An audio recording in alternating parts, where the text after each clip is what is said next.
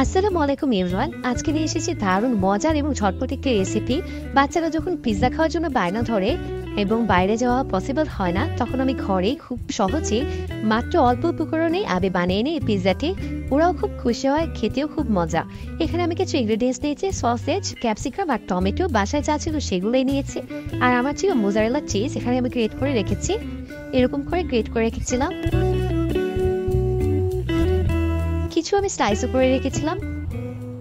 আর এখানে আমার sandwich bread লাগবে, আমি প্রায় একটু ছড়ানো ব্রেডগুলো সেগুলো নিয়েছি। আর চিলি ফ্লেক্স। প্রথমে আমি ব্রেডটাতে আমি সস দিয়ে দিলাম, নর্মাল যে টমেটো সসটা সেটাই। আজকের পিৎজাটা একদম ঘরোয়া উপকরণে দেখাচ্ছি আর খুব ঝটপট বানানো যায় এরকম। সসটা আমি খুব ভালোভাবে রুটির উপরে স্প্রেড করে নিলাম। আপনারা চাইলে এখানে পিৎজা সসটাও ইউজ করতে পারেন, যার যার বাসায় থাকলে সেটা ইউজ করতে পারেন। প্রত্যেকটা রুটিতে আমি ভালো মতো দিয়ে দিলাম সসটা, অল্প করেই দিয়েছি। এরপর আমি প্রথমে মোজারেলা চিজটা দিয়ে দিলাম। আপনারা চাইলে এখানে চেডার চিজ বা অন্য কোনো চিজও ইউজ করতে পারেন। আমি মোজারেলাটাই দিয়েছি, এতে করে পিৎজার টেস্টটা একেবারেই আসে। আপনারা কিন্তু চাইলে এখানে আরও টপিংস অ্যাড করতে পারেন, চাইলে বিফ বা চিকেন সবকিছু যা থাকবে তাই অ্যাড করতে পারেন। কিন্তু আমি একদম সহজ এবং ঘরোয়া উপকরণে আমার যা যা ছিল সেটা দিয়েই সহজভাবে দেখানোর ট্রাই করেছি। আর খুব অল্প সময় হয়তো এটা খেতে কিন্তু খুবই মজা আর ঝটপট বানানো যায়। তারপর আমি উপরে কেটে রাখা সসেজগুলো দিয়ে দিচ্ছি। আমি এখানে স্লাইস করে নিয়েছি ছোট ছোট করে। এরপর আমি দিয়ে দিলাম ছোট করে কেটে রাখা ক্যাপসিকাম। এখানে ব্ল্যাক অলিভও দেওয়া যেতে পারে। ক্যাপসিকাম আর টমেটো ছিল বলে আমি টমেটো আর ক্যাপসিকামই দিলাম। আর ছোট করে কেটে রাখা টমেটো ইউজ করছি। আমি এখানে পেঁয়াজও ইউজ করেছিলাম, আমি স্লাইস করে রেখেছিলাম পেঁয়াজগুলো, সেগুলো দুই একটা দিয়ে দিয়েছিলাম।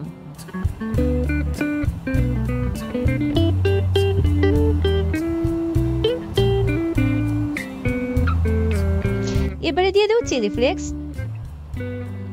চিলি ফ্লেক্সটা আপনাদের স্বাদ অনুযায়ী দিয়ে দিবেন, কেউ বাড়িয়ে বা কমিয়ে দিতে পারেন।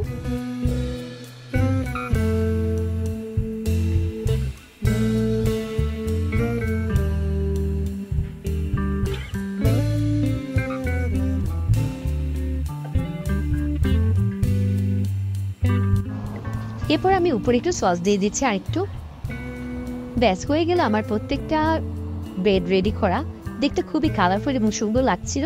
আর টাইম কিন্তু খুবই অল্প সময় লাগে এই ব্রেড পিৎজাটা। দেখুন কি সুন্দর কালারফুল লাগছে সবগুলো।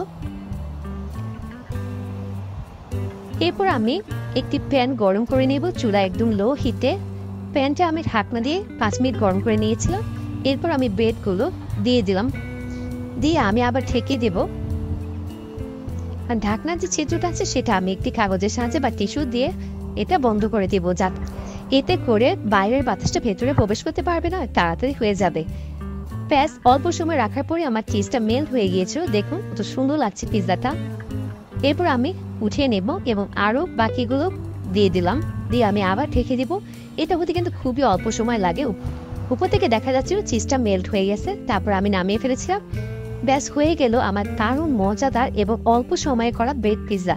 দেখুন দেখতে কিন্তু অনেক ইয়ামি লাগছে আর খেতেও কিন্তু খুবই মজা হয়েছিল। বাচ্চা এবং বড়রা সবাই অনেক পছন্দ করেছে। ধন্যবাদ সবাইকে, আমার চ্যানেলের পাশেই থাকবেন।